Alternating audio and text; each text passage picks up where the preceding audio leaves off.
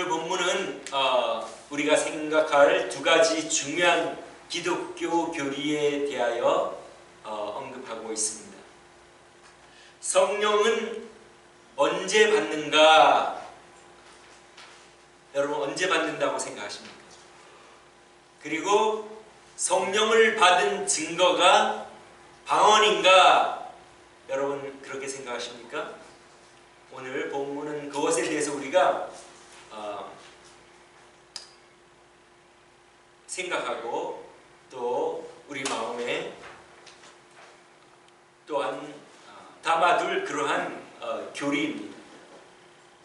바울 사도가 3차 선교여행을 떠나서 자기가 이미 개척한 교회들을 방문하고 이제 자기가 남겨둔 브리스길라와 아굴라가 있는 에베소에 도착을 했을 때 12사람, 어떤 제자 12사람을 만났는데 세례 요한의 제자들이었습니다. 그래서 바울 사도가 그들을 만나가지고 너희들이 믿을 때에 성령을 받았느냐 물어보니까 우리는 성령이 있음을 듣지도 못했다. 그러면 너희들이 받은 세례는 무엇이냐? 요한의 세례이다. 그 말을 듣고 바울 사도가 세례 요한이 소개하고 증거한 예수님을 여러분들이 믿고 세례를 받아야 된다 해서 그들이 바울 사도의 복음을 듣고 세례를 받고 그 다음에 바울 사도가 안수하니까 방언을 하는 그것이 오늘의 본문의 말씀입니다. 성령은 언제 받는가? 여러분 성령이 누구이십니까? 먼저 성령이 누구인지 알아야 되겠죠? 성부, 성자, 성령 삼위의 하나님 중 3위에 해당하는 성부 1위, 성자 2위, 성령 3위, 3위의 하나님 중 한 분이십니다. 여러분 하나님은 쉽게 말하면 세 인격으로 존재하는 것입니다. 하나님은 한 분이 아니고 세 인격으로 존재하십니다. 그냥 우리 말로 쉽게 말하면 세 분으로 존재하신다고 해도 이해가 쉬울 것입니다. 즉 하나님은 한 분으로 존재하시는 것이 아니라 세 인격으로 존재하시는데 그것이 동시에 나타난 장면이 하나 있습니다. 어떤 장면입니까? 예수님이 세례를 받으실 때, 더 엄밀하게 말해서 침례를 받으실 때, 물에 잠기고 올라오실 때 성령이 비둘기같이 임했다 그랬죠. 그러니까 성령님이 따로 계시는 거죠. 그리고 하늘로부터 소리가 나서 이는 내 사랑하는 아들이요 내 기뻐하는 자라. 그러니까 하나님께서 동시에 예수님은 물에서 성자 하나님 계시죠. 그 다음에 성령님이 비둘기같이 임하셨죠. 하늘에서는 성부 하나님의 소리가 들려서 이는 내 사랑하는 자요 내 기뻐하는 자라. 그러니까 세 인격으로 존재하신다는 것을 보여줍니다. 이뿐 아니라 하나님께서는 만물을 만드실 때 벌써 하나님은 세 분인 것을, 세 인격인 것을 말씀을 하신 것입니다. 우리가 우리의 형상을 따라 사람을 만들자. 즉 자신이 복수임을 말씀을 하신 것입니다. 그러니까 하나님은 성부 하나님은 성자 하나님이 아니세요. 성자 하나님은 성령 하나님이 아니십니다. 다 각각의 위, 삼위, 세 인격으로 존재하시는 거예요. 그러나 일체라는 말은 이 세 인격으로 존재하시지만 성부, 성자, 성령 따로 존재하시지만 나와 아버지는 하나이다. 우리가 원을 그려놓으면 그 세 원이 성부 원, 성자 원, 성령 우리가 원으로 표현을 할 때 그 세 원을 딱 부딪혀 놓으면 하나도 엇갈림이 없이 동일하게 한 원으로 보이는 것처럼 성부, 성자, 성령 하나님은 본질이나 능력이나 성품에 있어서, 인격에 있어서 아무런 다른 것이 없이 하나님과 나는 하나이다. 그 다음에 성령님은 예수님의 영이라고 말씀을 하고 있습니다. 그러니까 성부, 성자, 성령은 각각 존재하시지만 본질이나 성품이나 능력이나 이런 것에 있어서 하나도 열등하거나 우월하지 않고 똑같은 분. 그래서 삼위일체라고 우리가 하나님을 일컫는 것입니다. 그러니까 성령님은 성부, 성자, 성령 삼위의 하나님 중 한 분이신데, 그러면 이분은 우리와 어떤 관계가 있는가? 그것은 우리 예수님이 잘 말씀을 해주셨어요. 예수님이 이제 하늘나라로 가시기 전에 이제 십자가에 못 박히시고 부활하시고 하늘나라로 가시기 전에 제자들이 십자가에 못 박힌다 그러니까 근심했죠. 거기에 예수님께서 너희는 마음에 근심하지 말라 하시면서 성령 하나님께서 너희들과 함께 하실 것이다. 내가 떠나면 보혜사, 카운셀러라는 말입니다. 보혜사, 너희들을 지도하시고 상담해 주시고 인도해 주실 보혜사를 내가 너에게 보내겠다. 그분이 말씀을 가르치시고 내가 너희들에게 가르친 것을 생각나게 해 주시고 너희와 함께 너희 속에 영원히 거하실 것이다. 그 말씀을 하신 것입니다. 즉 예수님이 떠나시면 하나님께서는 우리를 홀로 버려두지 않고 그 제자들을 홀로 버려두지 않고 그 마음속에 함께 계셔서 상담해 주시고 지도해 주시고 말씀을 깨닫게 해주시고 인도해 주시는 그분이 바로 성령 하나님이신 것을 예수님께서 말씀을 하셨습니다.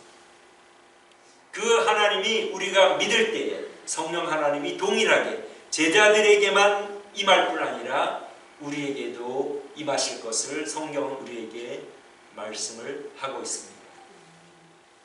이 성령님은 그러면 언제 임하시느냐? 그것은 바로 우리가 예수님의 복음을 듣고 우리를 위하여 돌아가시고 부활하신 하나님의 아들이시다. 우리는 예수님을 통하여 죄사함 받는다. 이 복음을 우리가 믿을 때에 우리가 듣고 믿고 그러면 성령님께서 우리 마음에 인쳐주신다. 도장을 찍어주신다. 너는 내 것이다. 그리고 우리 마음속에 거주하신다. 그렇게 말씀하신 것입니다. 바울 사도는 그리스도의 영, 성령이 그리스도의 영인데 그리스도의 영이 없으면 그리스도의 사람이 아니라, 그러니까 우리가 우리 마음속에 성령님이 안 계시면 우리는 그리스도인이 아니라는 말입니다. 그러니까 우리가 예수님을 믿을 때에 성령님께서 우리 마음에 거하십니다. 그럼 어떤 사람에게 거하시느냐? 하나님은 우리가 입술로 고백할 때 그냥 예수님 믿겠습니다. 그렇게 우리가 입술로 고백할 때 그걸 인정해 주실까요? 우리 하나님은 언제나 우리 마음 중심을 보십니다. 사람은 외모를 보거니와 나 여호와는 중심을 보느니라. 사도행전 15장에서 베드로 사도도 마음을 아시는 하나님께서 우리 마음을 아시는 하나님, 우리가 예수님의 복음이 전해졌을 때 제가 예수님을 나의 주님으로 믿겠습니다. 이제는 죄 사함 받고 예수님을 통하여 죄 사함 받고 주님께 순종하며 살아가겠습니다. 이것이 저의 본분임을 믿습니다. 그렇게 진심으로 고백한 모든 사람에게 성령님이 임하시는데 그것이 내가 처음 교회 다녔을 때가 아닐 수도 있어요. 어느 순간 여러분이 진심으로 주님을 믿겠다고 고백했을 때에 하나님께서는 우리의 마음을 보시고 성령님을 우리 마음에 보내어 주시고 하나님의 자녀로 삼아 주십니다. 우리가 진심으로 믿기만 하면 성령님께서 우리 마음에 임하심을 말씀을 하시는 것입니다. 이렇게 성령님은 우리가 진심으로 믿을 때에 우리 마음에 임하시는데 오늘 본문에 보면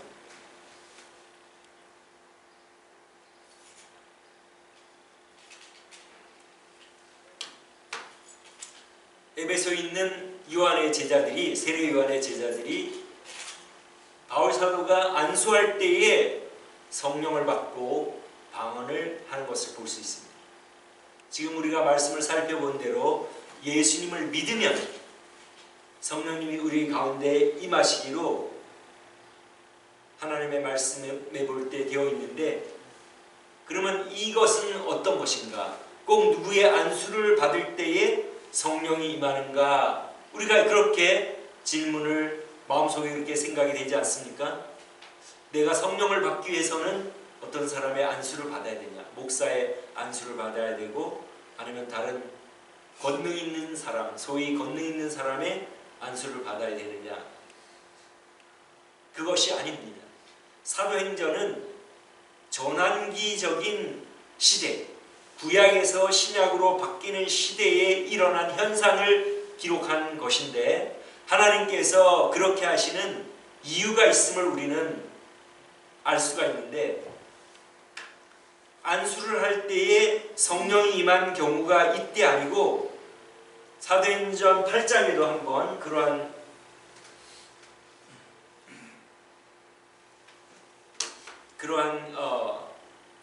때가 있었습니다. 즉 사마리아인들이 예수님을 믿고 세례를 받았는데 아직 성령이 임하지 않았습니다. 그런데 예루살렘 교회가 사마리아 교인들도, 사마리아 사람들도 예수님을 믿었다는 얘기를 듣고 베드로와 요한을 보내어서 그들에게 안수를 하니까 성령이 임한 것을 기록하고 있습니다.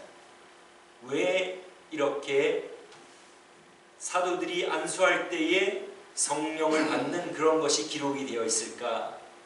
그것은 역사적으로 사마리아인들과 유대인들이 상종을 하지 않았습니다. 왜냐하면 이스라엘이 처음에는 한 나라로 되어 있다가 솔로몬 왕 뒤에 북왕국과 남왕국, 북왕국은 이스라엘이라고 하고 남왕국은 유다, 이렇게 두 나라로 갈리게 됩니다. 그런데 북왕국 이스라엘이 아시리아에게 먼저 망하게 되고, 아시리아 제국은 통치를 잘하기 위해서 혼혈 정책을 썼습니다. 그러니까 그 이스라엘, 북왕국 이스라엘 사람들 일부를 자기 제국으로 이주를 시키고, 자기 제국에 있던 사람들을 그 북왕국 이스라엘로 이주를 시켜서 혼혈을 만들어서 자기들의 그 제국을 잘 통치하는 그러한 정책을 썼는데, 그때부터 북왕국 이스라엘은 혼혈이 되었기 때문에 이 남왕국 순수 유대 이스라엘 혈통을 가진 사람들이 그 사람들을 무시하고, 너희들이 이제 우리와 같은 종족이 아니니, 동족이 아니니 우리는 상관하지 않겠다. 그래서 사마리아와 그 북왕국 이스라엘의 그 사마리아 사람들과 남왕국 그 순수 유대인들하고는 상종을 하지 않았습니다. 그런데 만약에 사마리아 교회가 복음을 듣고 예수님을 믿었을 때에 이 예루살렘 교회와 아무 상관없이 자기들끼리 예수님을 믿으면 가뜩이나 지금 상종도 안 하는데 유대 사람들하고 이 교회가 하나가 되지 않기 때문에 하나님께서 성령 임하는 것을 연기시키고, 그 예루살렘에 있는 유대인인 베드로 사도와 요한 사도, 사도들이 와서 안수할 때에 성령님이 임해서 사마리아인과 유대인들이 이제는 하나가 되는, 이제는 다른 분리되고 상종하지 않는 그런 관계가 아니라 우리는 예수님 안에서 한 교회를 이룬 그러한 하나가 되었다는 그러한 하나님의 그 지혜와 뜻으로 이렇게 사마리아인들이 예수님을 믿은 후에 성령이 나중에 임하는 그러한, 사도들이 와서 안수할 때에 성령이 임하게 하는 그러한 그 일이 있었던 것을 우리가 그렇게 해석을 할 수가 있습니다. 우리가 그것을 생각해 볼 때 이게 참 하나님의 지혜구나. 그렇지 않으면 사마리아 교회와 예루살렘 교회가 떨어져서 상종도 하지 않고 교회가 하나가 되지 못했을 텐데 하나님의 그런 뜻이 있었구나 하는 것을 우리가 깨달을 수가 있습니다. 그러면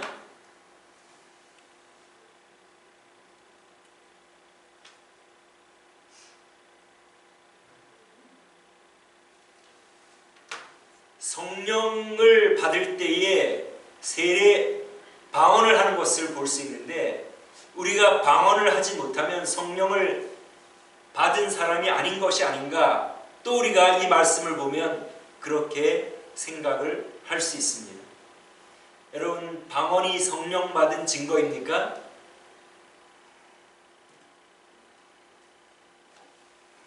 그것이 아니죠. 우리 바울 사도가 뭐라고 말합니까?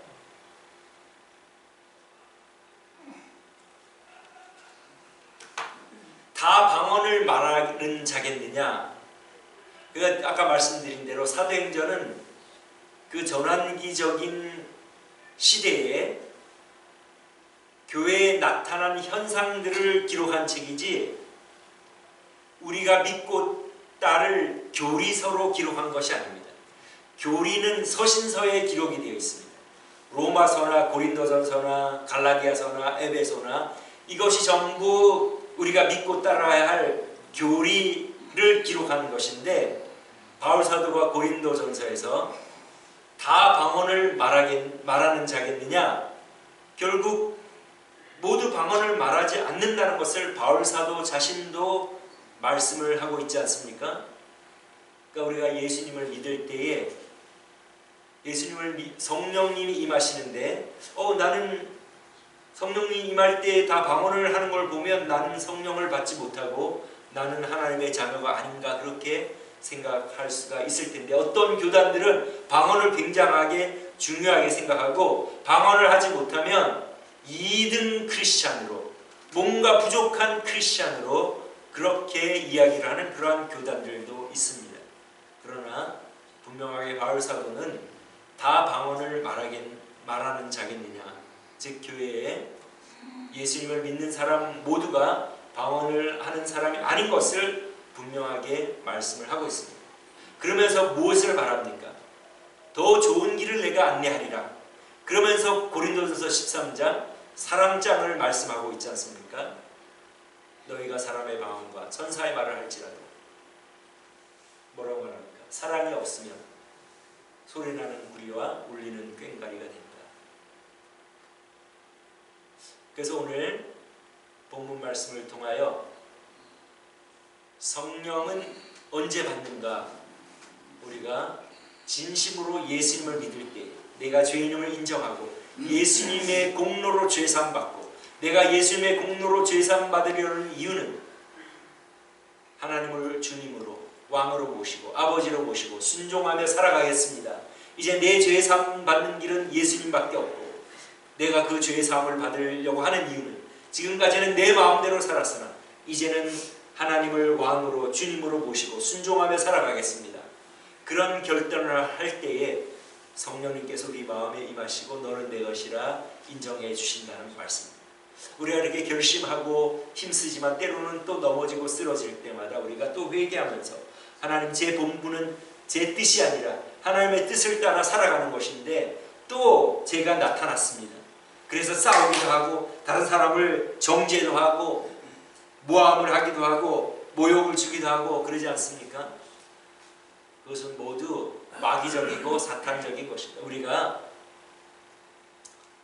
항상 주님의 말씀을 따라 나는 아무것도 아니다, 나는 부족하고 나는 허물이 많은 죄인인데 하나님의 은혜로 사랑으로 용서받은 죄인이니 나도 용서받았으니 내가 또한 다른 사람을 사랑하고 용서하는 것이 마땅하다. 여러분, 모르고 당하는 적도 많지, 까닭 없이 당하는 적도 많지 않습니까?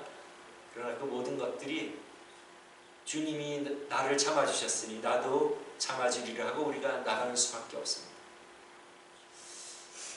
그래서 오늘 성령님은 우리가 예수님을 믿을 때에 진심으로 그 마음을 보시고, 하나님께서 너는 내 것이라 도장을 찍어주시고 마음속에 성령님을 보내주시고 우리를 인도하시고 깨우쳐주시고 말씀을 생각나게 해주시고 우리가 다른 길로 갈 때에 깨닫게 하시고 회개하게 하시고, 그것이 바로 성령님이십니다.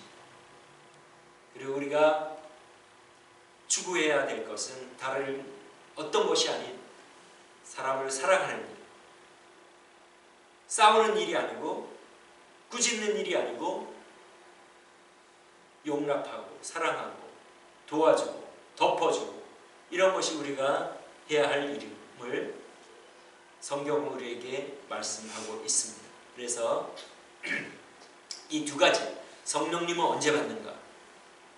성령을 받은 증거는 세례인가?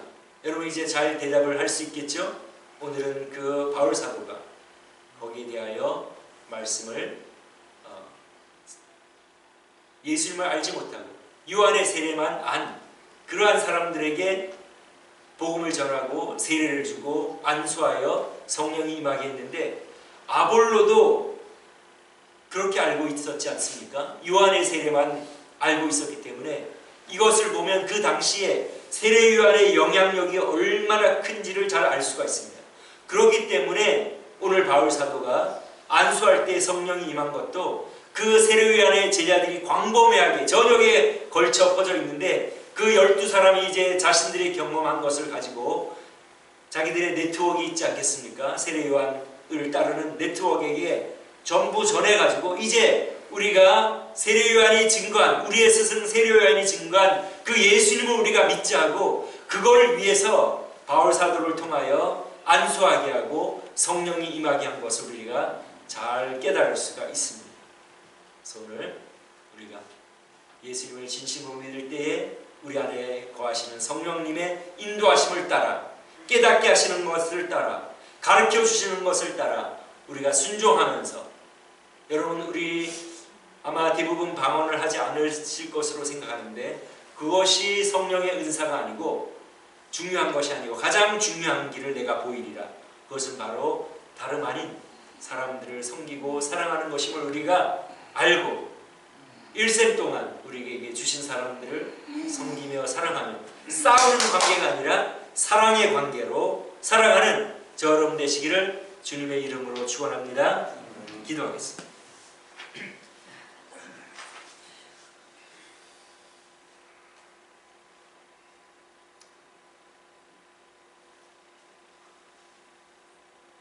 우리를 홀로 버려두지 않으시고 우리가 믿을 때에 성령님을 우리 마음에 보내어 주셔서 가르쳐 주시고 주님의 말씀을 생각나게 하시고 하나님 나라로 한 걸음 한 걸음 인도해 주시는 우리 성령 하나님을 찬양하며 하나님께 영광을 올려드립니다.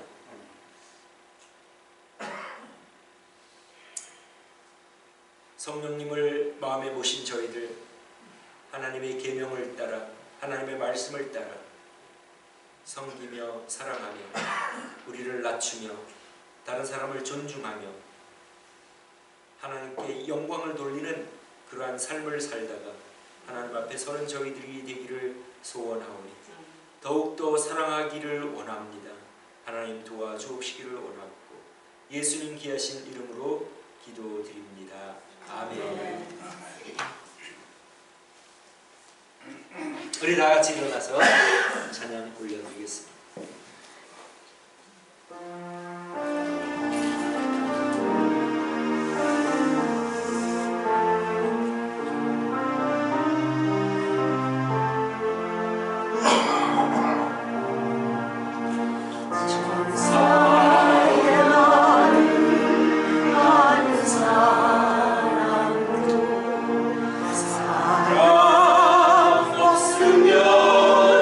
소용이 없고